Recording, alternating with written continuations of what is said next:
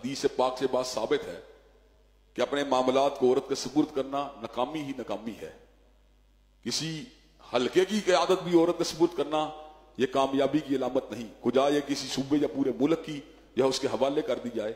अल्लाह ने आयतुद्दीन में इस बात का जिक्र किया, एक मर्द के मुकाबले दो औरत हो गवाह, क्योंकि औरत के अंदर तयक्कुन की कैफियत या जो मेंटल स्टेबिलिटी की कैफियत है या यादाश्त के ऊपर जो इर्तिकाज की कैफियत है वो एवरेज लेवल के ऊपर मर्दों से कम होती है। एक्सेप्शनल केसेस में कई औरतें ऐसी होती हैं जो बड़ी जीनियस होती हैं, बड़ी इंटेलिजेंट होती हैं, लेकिन अहकामात हमेशा एवरेज के ऊपर मुतय्यन किए जाते हैं।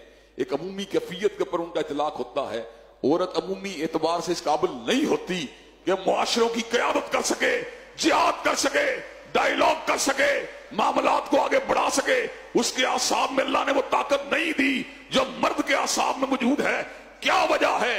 आदम अलैहिस्सलाम से लेकर हजरत रसूलुल्लाह तक एक भी नबी औरत नहीं गुजरी। क्या वजह है?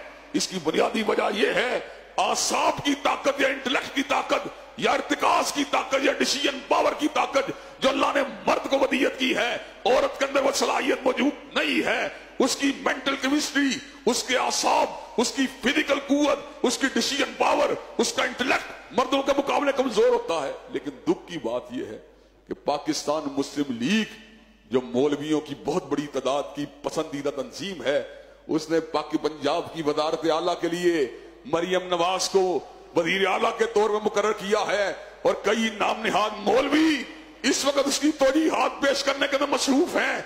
औरत की सरबराही इस्लाम के मुताबिक कल भी हराम थी, आज भी हराम है और कयामत की दीवारों तक हराम रहेगी।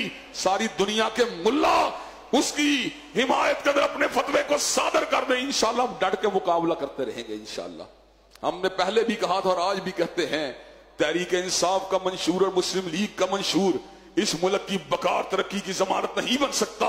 इस मुल्क की बका तरक्की मुज़मिर है, निफाद इस्लाम में मुज़मिर है, किताब व सुन्नत की बालादस्ती में मुज़मिर है और शरीयत मुहम्मदी के इतलाक में मुज़मिर है। और इंशाल्लाह इसके लिए जद्दोजहद जारी रहेगी। कहें जारी रहेगी इंशाल्लाह।